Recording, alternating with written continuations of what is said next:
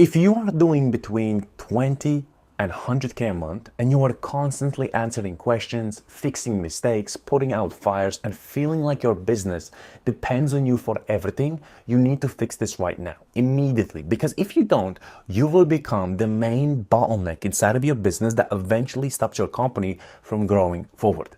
You see, the problem is that most founders think they have actual leads problem. Most founders think they need better salespeople, better closers, more marketing, more clients, more ads, bigger budgets. But what if the thing preventing you from actually scaling isn't from the front end of your business? What if what is happening behind the actual scenes that is the actual problem? So in today's video, I'm going to show you exact SOPs that saved and completely changed my business forever. The system that reduced chaos, improved client retention, client experience, also helped me to create consistency and most importantly, allowed the business to scale without everything depending on me. By end of this video, you will know exactly which SOPs, system operational procedures, every founder should build first and how they can help you to create more freedom, better operations, and predictable actual growth. And stay to the end of this video because I will show you that one SOP that had a bigger impact on my growth, on my business, and stress reduction than any other system in my actual business. One SOP. So stay to the end. So why this matters so much? One of the biggest mistakes founders make is believing systems are something that we actually do later. I also strongly believe that when I started my first businesses, I'm gonna be thinking about systems, processes, training, hiring. Once I have, let's say 50K a month, I'm starting to generate 100K a month. That's when I start really thinking about actual systems. I will document things and I will start thinking about systems once clients start coming in. That will be the right time for me, right? And I will build processes. Then once I start hiring, I will do all the training and everything else. And everything gets postponed for later, right? We say things like, I document things once I have more clients. I build processes once I start hiring. I will organize things later. But here's what actually happens. You get more clients, and with more clients, you have more complexities happening. Why? Because now also the communication is increased. You have more problems and more moving parts inside of your business because you have more clients. With more clients, it's like more strings attached to your business. And with more strings, now you need to make sure that you move each string with accurate precision. Okay? And suddenly your business becomes harder to manage, not easier if you're not building the systems.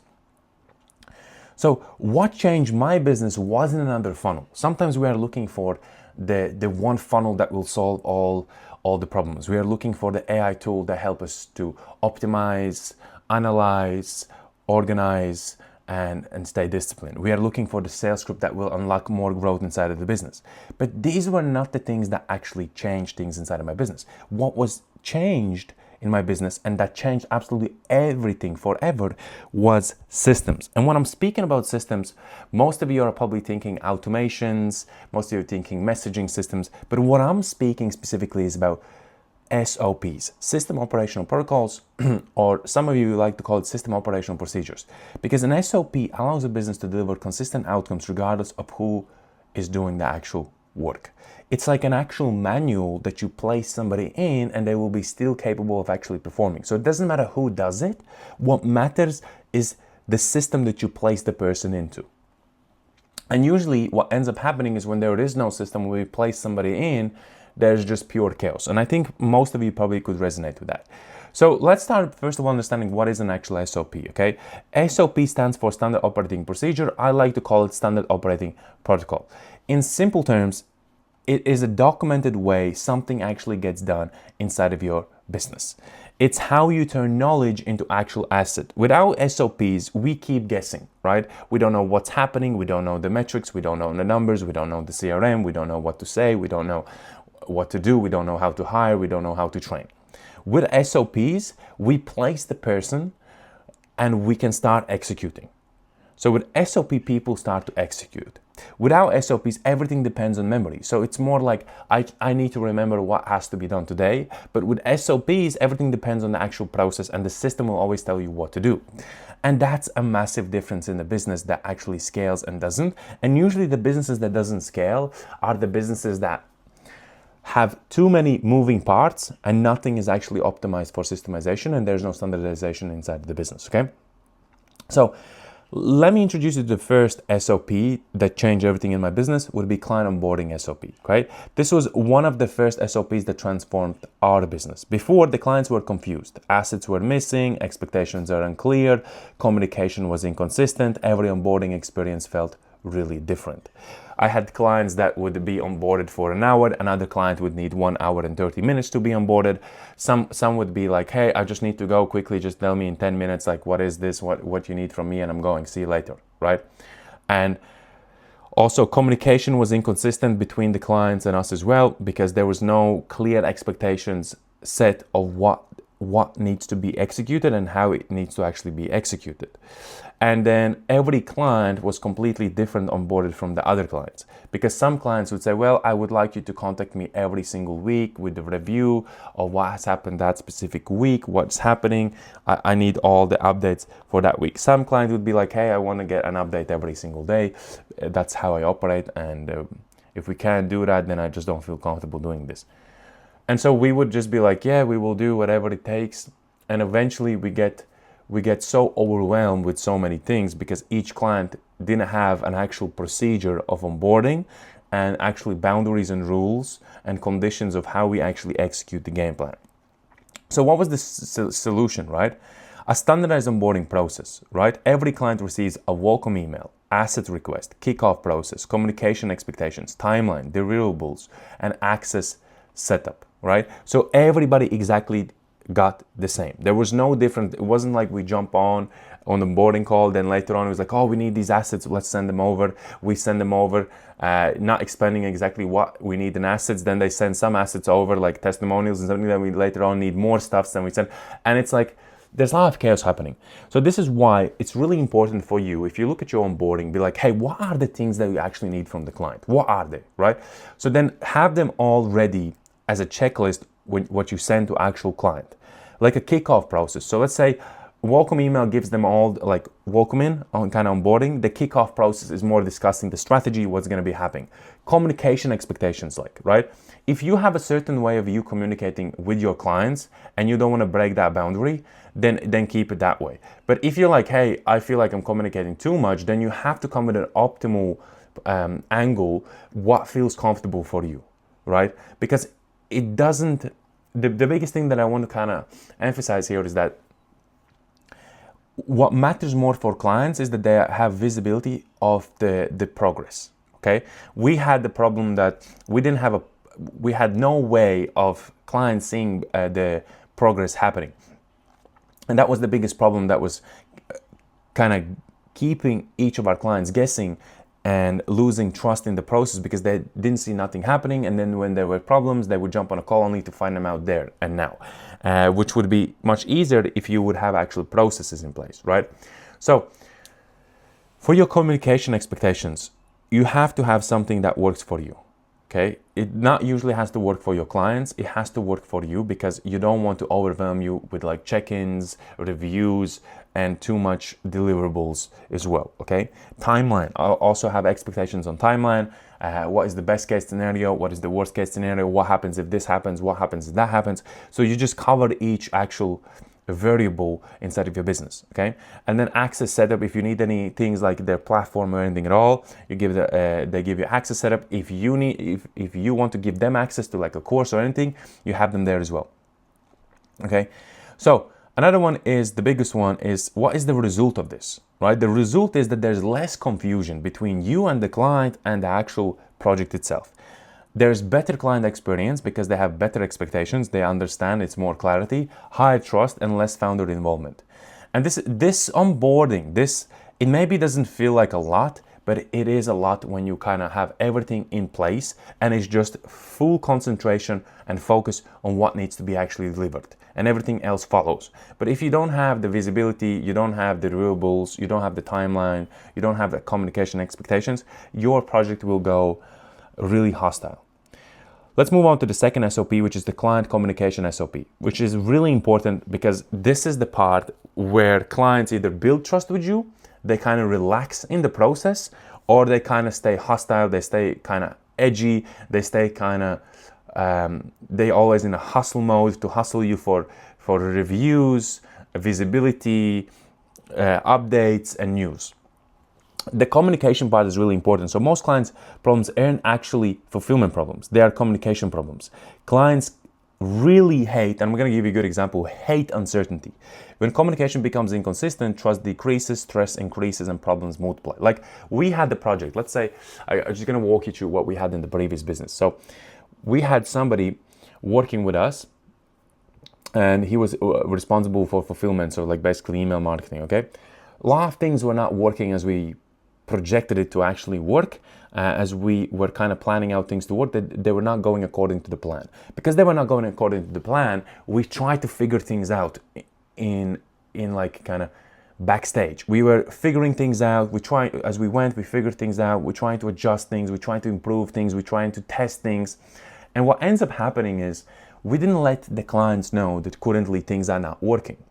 And so the client's expectation was that the project is still moving according to the actual timeline. We are still going to reach the deadline. But in our head it was like, hey, we are just figuring things out. And we didn't let the client know that, hey, currently there is a problem. Okay? And so what ended up happening is the client, when we are coming near to the deadline, was like, well, are we so I'm getting the results in XYZ timeline as we agreed, right? And then we are like, yeah, sure. And we are still kind of like, yeah, we're going to figure this out. This is almost figured out. And then we still haven't figured out, and we come to the deadline. And then the client is like, hey, I don't see anything being done. Like I didn't see no appointments. I didn't see the results. I didn't see the client's bookings. I didn't see this. I didn't see that. I didn't see that. And because of that, people are like, well, because this is not working, it's like, what is happening? Can you give me any update? Because like we're supposed to be on our agreed timeline, but we currently are off the timeline and we are past the deadline. I need to know updates, what's happening. And so now they have lost trust because you have promised them something and you have not updated them. You have not given them the clarity. You have not given them the communication, the visibility of what actually has happened with their project. And the problem wasn't that you were facing problems. The problem was that they didn't know what was actually happening. And that goes down to actual client communication. And so trust decreases with this, stress increases not only on their side, but also on your side, and problems start to multiply. Because it doesn't only happen with one client, and then suddenly you don't reach the deadline with a second, it happens with a second client. Okay, the best thing you can do is always keep your client in the loop. If something goes wrong, it doesn't matter that it went wrong. It's more important that they actually know what's happening, because then they can adjust to it as well. It's like basically saying, well, in 43 days, let's say 43 days, 50 days, 60 days, 90 days, 180 days, 120 days, whatever it is, whatever your timeline is, you said, hey, we're going to be delivering this result. For them, I want you to, and then for them, it's like, okay, awesome, I'm getting this result. So they are building sometimes things around that timeline. And so when you don't deliver it that day, all their plans just vanished, disappeared, because they were relying on this to work. To give you a better example of this, let's imagine that you have a bill to pay and somebody tells you, well, you're going to expect the money to be paid on this and this date, and you're like, awesome, that means that when I get the money I can pay for this, I can also pay for this, I can also buy the plane tickets because we are planning to actually go to vacation. Awesome, that's awesome, let's just do it. And the day comes, and because you already have built plans and because you already have promised things, now one person doesn't deliver and suddenly your entire thing just collapses. You start to feel frustrated, you start to have increased stress, you have problems, you need to start to now justify yourself, and now you're not only justifying yourself, but you're also angry to the person that doesn't give you an actual update that they were not going to meet the deadline that they actually promised. And that's the problem. The problem wasn't the deadline itself. The problem was that there was no communication between the start date and the deadline. And in the middle, it was just pure quietness. People were asking for updates and you probably said, yeah, everything's good. We're just on the track. We're going to be doing this. And you knew you're not going to deliver it, but your communication was so unclear. You weren't stepping up to responsibilities of a leader and give them the actual truth of what's happening. And that just went south. And then people asking you for refunds, they're asking you for guarantees, and they start to really, this thing is going out of control, okay? So I'm gonna repeat that. When communication becomes inconsistent, trust decreases, stress increases, problems multiply. So we created a communication SOP. It defines response times, update frequency, reporting schedule, and meeting cadence, right? So, and also escalation procedures. So like if A happens, B is gonna happen, and you have everything in actual place. The result is you get fewer complaints, higher retention, and better relationships between the clients because they are always in the loop of what's happening. So for example, let's say we are on the project, something goes wrong. I just message client, hey, we currently are facing difficulties with this. This could potentially extend our timeline. I'm not sure yet, but just want to give you a heads up. Now the client is more happier because there is clean communication. And then you say, hey, this is what we're currently doing about it. So it's like, hey, this is the problem. This is the problem is gonna potentially can cause X outcome, but what we currently are doing, we're doing this to solve the problem. Clients are more happy because they're like, okay, we have a problem. They already are on it. They're already trying to solve the problem. So now it's like more proactive because it's like a problem arised, and now we are solving the problem instead of saying, hey, there's a problem, and then there's nothing else. Then it's just like, oh my God, there's a problem. But if you just provide a little update saying, hey, we currently are facing this challenge, and we are dealing with this challenge with XYZ, that's our solution. We should be on track very time soon. The client feels more relaxed with you because like, hey, there was a challenge and they're already solving it. Awesome. Is that not awesome? It's awesome, right? So with that, you get fewer complaints, higher retention, and better relationships. The next one is, which is really important, because this is either like, this shows that either money will be staying inside of your business or money will be leaving your business, right? Is SOP number 3, which is delivery SOP, delivery system operational procedure or protocol. So this is where most service businesses actually break. Founders rely on talented people. The problem is that talent is not the actual system. Talented people have to be placed in a system so the system can work even better with the talented people. Not that the talented people have to be the system for your business, because that never works. If someone leaves, performance disappears, right? So that means if one talent leaves, you suddenly have people disappearing. Every deliverable should have inputs, processes, quality standards, outputs, and deadlines. The goal is really simple. Can another person follow the process and achieve a similar outcome? It's not if not, it isn't actually scalable. So your process has to be standardized in a way. It has to be optimized and systemized so you can place anybody into that system and you will still get the same actual outcomes. Instead of placing somebody in and you get different type of outcomes every single time when you place somebody, okay? The next SOP, I think this goes like, it's really clear for you, right? SOP, the delivery SOP, right? So you have to have inputs, processes, quality standards, outputs. These are the standardization. This is the standard, this is the systemization inside of your process. So instead, if you don't have this, it's just chaos, right? What are the inputs? What are the processes? What are the quality standards? What are the outputs? We don't have that. And then it just mayhem happens, okay? So SOP number 4 is quality control SOP. This is really important because this is kind of, you are guaranteeing quality at the same time. So imagine this. Let's say Louis Vuitton is producing a jacket. It's like a very high-end jacket. They're producing the jacket. And let's say at the end, somebody comes in and makes sure that this jacket can actually go in a display. Let's say the jacket costs anywhere between 10, 15, 20K. So they need to make sure that the quality is there. So let's say they take it through a quality test or quality check. And that quality check is what actually guarantees Louis Vuitton quality. So this is also important for any business, is to have that quality control before you release something, before you give something to a client, before you say yes to something. So one thing that destroys businesses is inconsistency. One client gets amazing work, next gets average work, and that's how reputation gets damaged. It's like if you can see that currently you have one client is getting like good results, another client is getting kind of okay results, one client is getting like kind of great results, and one client is not getting results at all, there's a problem in the quality. So every deliverable should go through a QA process. Questions like, was the process followed? Was anything missed? Does it meet our standards? Would I personally send this? Or would I personally use this? Would I personally recommend this? Would I personally give it to my mom? Or would I give it to my father? It's really important. If you currently, let's say, like, I want you to ask yourself a question. Let's say you have to deliver service to the client. I want to ask you a question. Would you let your mother, let's say, imagine your mother has this business to your client. Would you let your mother pay you the money and go through your service? And would she receive the best quality? And I don't want to say, yes, obviously I will make everything perfect. No.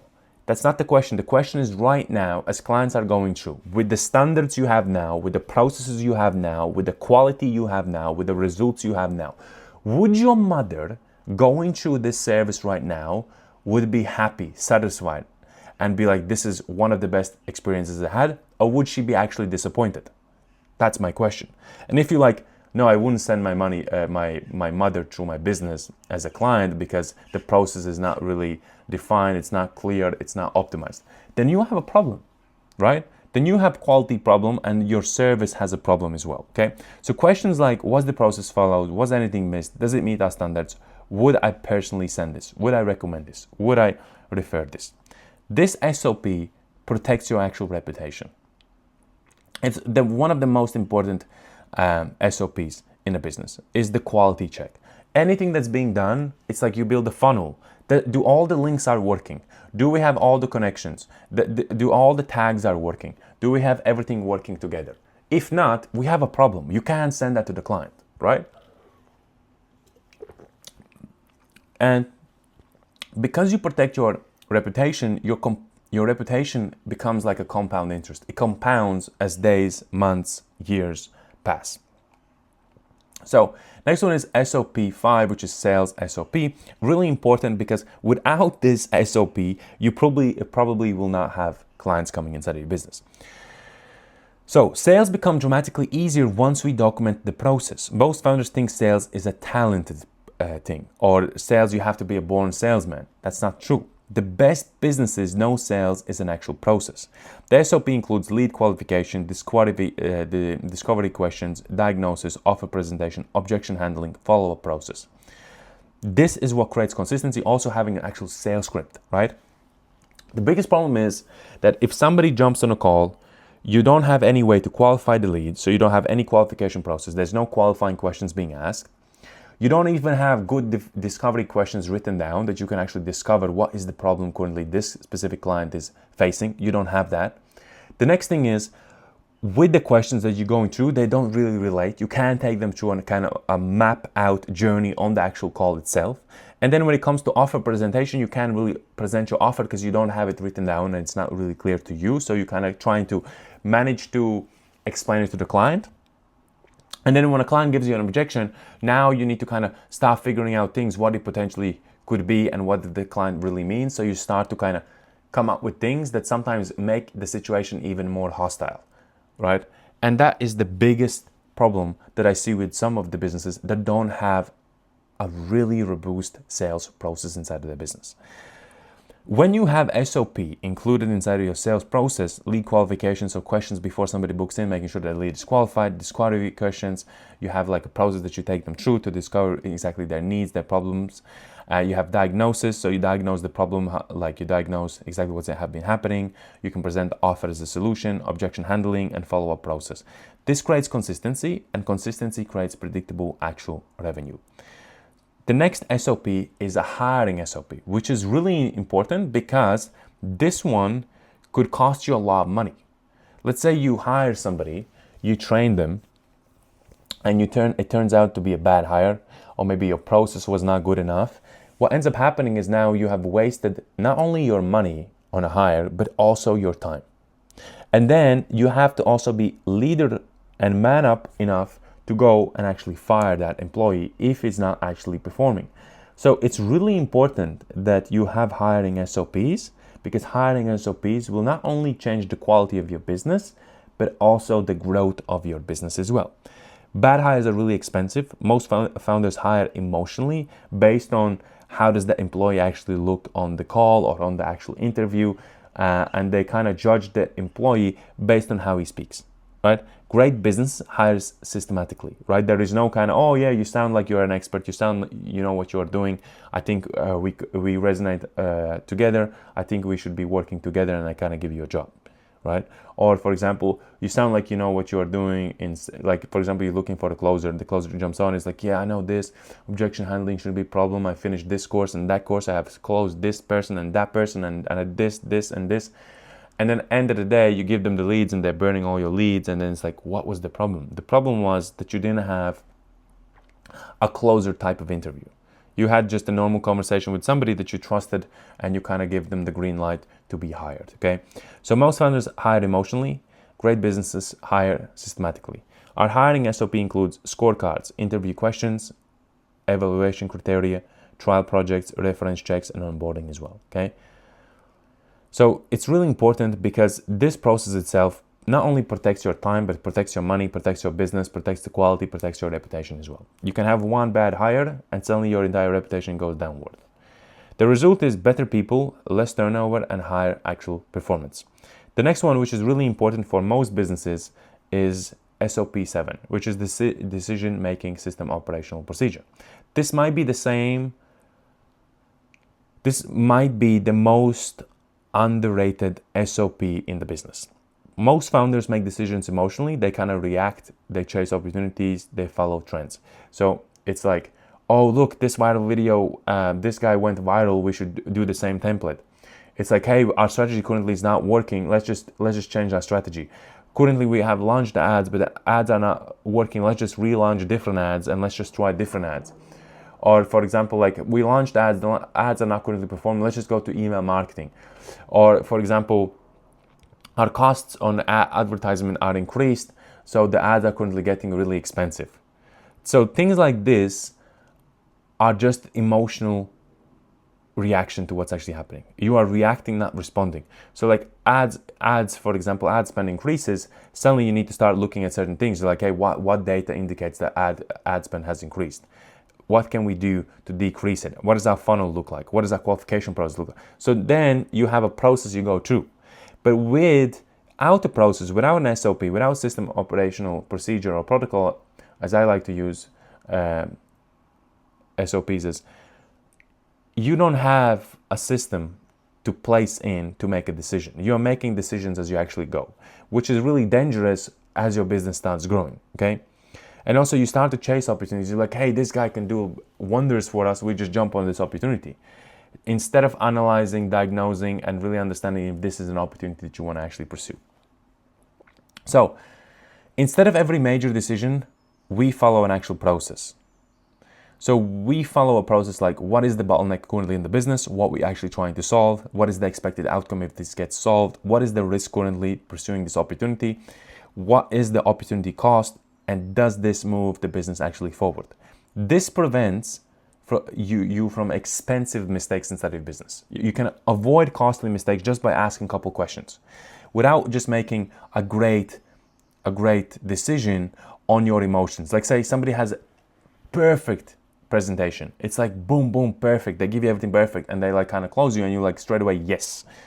Instead of yes, you need to be making that yes really a solid yes. Like, is the yes really going to help us? Is the yes going to solve the bottleneck? Is it going to give us the outcome we want? Are we taking a risk? What is the opportunity cost as well? And does this move the business forward? Like, if you know you have a problem, you're currently trying to solve the problem, and you jump on somebody's sales call and they give you a perfect opportunity and you know that it's going to solve, yes. If you just jumped on a call because you're kind of pursuing opportunities and you don't know exactly what you're solving, what's the bottleneck, then I would say no. And this itself will just prevent you from making costly mistakes. The biggest SOP mistake is this. Most founders either document nothing, okay, that's one, so it's like extreme, or document everything, which is the other type of extreme. Both are mistakes.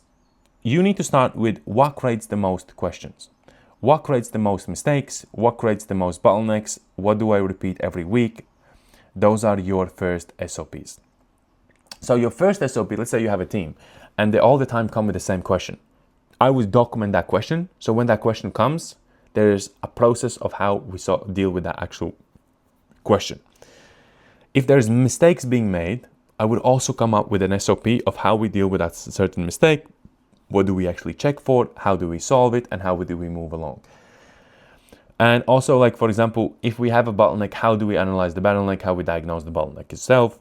And another thing is, like, if you see any problems in the business occurring, these would be your first things to actually fix. Don't start looking for things, but fix the ones that you already can see that has good visibility. So the SOPs I would build first, if I started over tomorrow, I would start with sales SOP, because the sales SOP is one of the most important SOPs when you're starting out, because this is the way you're going to start getting clients. Because without the sales SOP, without getting the client, you don't need the onboarding, you don't need the delivery, you don't need the communication, you don't need the QAs, you don't need the hiring, you don't need the leadership, because you have no clients. So the first one I would do is sales SOP. Next question I'll be asking, what happens after somebody is closed? Well, they pay me, what do I need? I need onboarding. So then I would deal with onboarding SOP. The next thing is, like, what happens after onboarding? So they paid me, I onboarded them, now I need to deliver. So then I will make sure that my process in delivery is really solid. So I would do that about SOPs in delivery. And the next one is, like, communication, making sure that we have a good communication. So communication SOP. And then I would do QA SOP, hiring SOP, and leadership SOP in that sequence specifically. Those 7 systems alone would eliminate most of the chaos inside every service business. So the real benefit of SOPs is this. Most founders think SOPs create efficiency. That is true, but the biggest benefit is something else. It's freedom. It gives you the freedom to actually move your business forward instead of being stuck inside of the business. Because every SOP removes dependency. Every SOP reduces chaos. Every SOP creates consistency. And every SOP moves the business one step farther away from the founder dependence. And eventually, something incredible starts happening. You start managing every detail, you start leading the business forward, and that's when the real scale really begins. The business that scales aren't usually the smartest. They are always the most systematic businesses. They don't have people with a lot of talents in them. They are simple businesses with simple systems that actually work. Because systems create consistency, consistency creates trust, trust creates growth, and growth creates actual scale. The moment you start building a business that depends on you, and you start building a business that actually depends on systems, everything completely changes inside of your business, and you can start also scaling your business. Before you leave, I want to give you something really special. It took me years of failures, mistakes, lessons, client work, and real-world experience to understand what actually builds a successful business. And no, not the theory type, not the social media advice, not some vague advice I got from a book, but real actual fundamentals. The things that create predictable growth, strong leadership, scalable systems, and long-term success. So I condensed everything into a single scaling actual roadmap. It shows you exactly what to focus on at every stage of growth, so you stop guessing and start building with actual clarity inside of your business. If you want it, click the Instagram link, it's down below in the description, and DM me the word roadmap, and I will send it to you over personally. And remember this, business don't grow because founders work really hard at it, or because you have to put in more hours. They grow because founders focus on the right things at the right time, at the right stage. See you in my next video.